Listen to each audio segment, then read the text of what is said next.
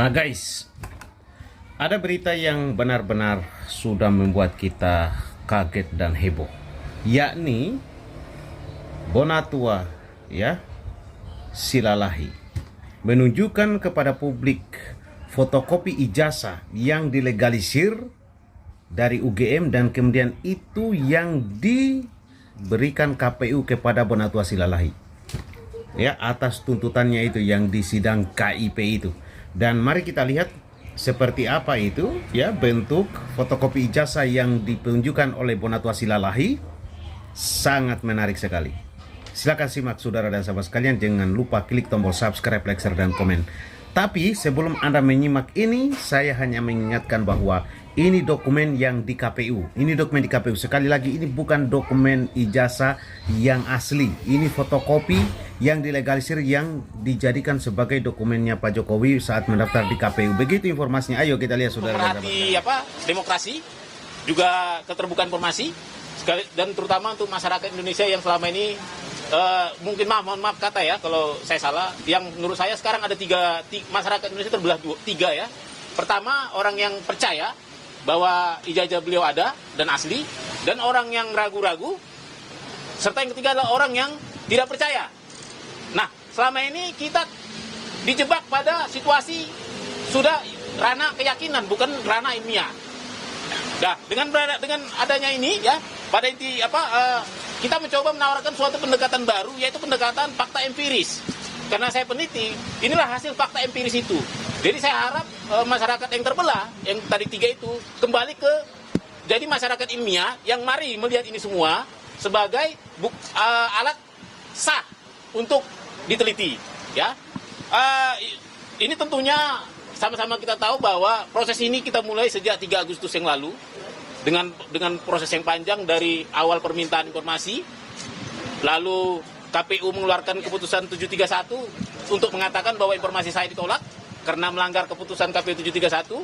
Setelah itu publik marah. Setelah publik marah, DPR juga ikut marah, Komisi 2 ikut memanggil mereka.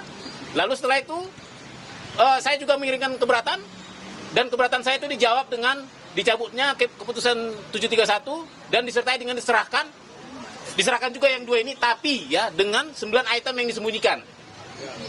Nah, lantas saya tidak puas, 9 item itu harus dibuka karena ini dalam rangka demokrasi, yaitu jendela keterbukaan informasi.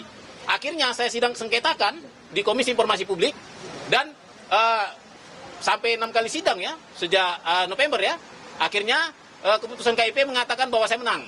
Permintaan saya membuka 9 item diterima. Setelah itu KPU dikasih kesempatan untuk banding ke petun, dan itu yang ternyata KPU cukup bijak, tidak mau menggunakan uang rakyat untuk melawan rakyat. Dengan kata lain, terima kasih KPU Artinya memang ini buktinya bahwa tak sempat saya simpan ini, selalu langsung saya kasih ke publik. Nah, dengan begitu mengapa inti acara kita ini adalah menerima salinan resmi fotokopi ijazah fotokopi ijazah terlegalisir berwarna tanpa sensor. Menyambung kata Bang Mike tadi, inilah data ijazah pertama dari pintu depan KPU. Meskipun saya tahu, saya teliti banyak ijazah yang dari pintu belakang yang beredar Nah, ini nanti akan kita teliti, tujuannya peneliti, mohon kita dibantu Pak publik. Isu ijazah ini kan sudah memecah kita jadi 3 kubu tadi. Nanti mari kita di medsos, di mana-mana kasih data yang benar. Yang pasti jangan sampai kita menjadi fitnah. Jangan sampai kita terjebak perbuatan tidak menyenangkan, melanggar undang-undang. Kita ini bisa jadi peneliti dengan apa? Dengan data yang benar. Inilah data yang benar. Ini resmi dari KPU lembaga negara. Meskipun kan harus ingat bahwa ini memang benar data sekunder, tapi ini belum teruji secara klarifikasi maupun autentikasi. Artinya ini masih asumsi. Jadi mari kita meneliti dengan bijak. Artinya kalaupun nanti ini kita temukan benar atau salah, kita masih butuh yang namanya yang fisiknya, sumber fisik dari fotokopi ini. Jadi dari sini saya catat kita ini ini ada kelebihan dan kekurangannya dari fisik asli fotokopinya. Yang pasti yang kita minta ini kan fotokopi terlegalisir 5 tahun.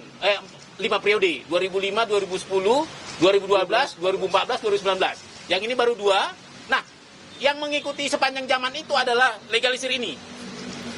Ini selalu identik membawa jejak-jejak administrasi. Ya, bagaimana ini keluar ini nggak sembarangan. Ini pasti ada sebuah proses administrasi di baliknya.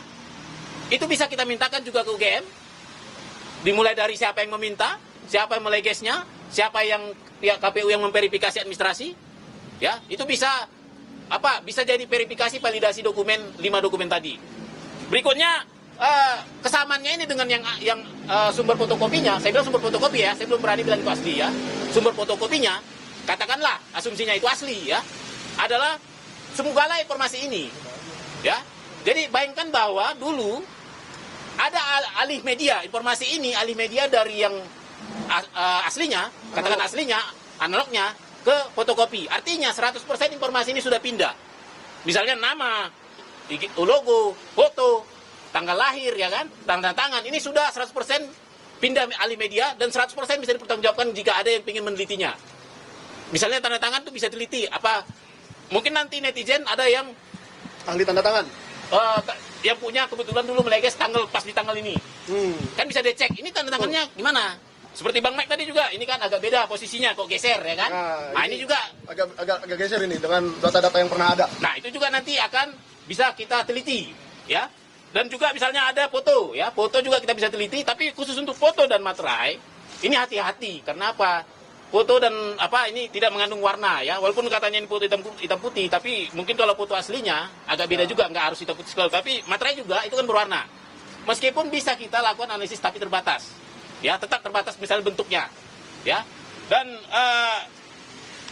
seperti misalnya juga yang kita tidak bisa, kekurangan kita adalah kita tidak bisa uji dokumen fisik, uji forensik. Ya, kita tidak bisa uji usia kertas, kita tidak bisa uji usia tinta, ya, kita tidak tahu ukuran aslinya, ini kan 4 ya, tapi kita tidak tahu ukuran aslinya bagaimana. Itu perlu diingat, jangan pernah kita meneliti ke wilayah itu memakai sampel ini, supaya jangan terjadi fitnah. Saya juga tidak suka kalau nanti beliau jadi dipitnah. Memang benar kita publik, tapi tentu kita juga harus punya batas, ya, mana yang namanya meneliti dokumen publik, mana namanya melewati batas privasi. Nah, untuk itu, ya, sebagai orang yang punya tanggung jawab moral, ya, saya memutuskan membagikan ini di media sosial saya. Ya, bisa dicek di media sosial saya. Artinya kalau kalian mau meneliti, jangan pakai teliti yang dibikin orang lain. Takut saya nanti karena ada kebencian, tiba-tiba foto dirubah jadi apa gitu kan. Tanda tangan dirubah jadi apa sehingga kawan-kawan terjebak pada fitnah. Karena meneliti sampel yang tidak sekunder. Ini kan sekunder ya. Seperti itu. Jadi nanti silakan, mungkin nanti malam saya akan upload ini. Nah, mari kita berdiskusi seluruh Indonesia. Kita jadikan ini diskursus publik. Semua kita dari sini mari berbicara dengan gaya peneliti. Tapi jangan sembarangan tuduh. Seperti itu. Saya mungkin harus mengucapkan terima kasih buat Bapak Prabowo ya, yang tetap menjaga iklim demokrasi. Kita tahu KPU ini kita ibaratkan adalah rumah demokrasi kita. Dan kita juga berterima kasih kepada KIP yang menjaga selalu supaya pintu KPU, pintu keterbukaan informasi KPU terbuka.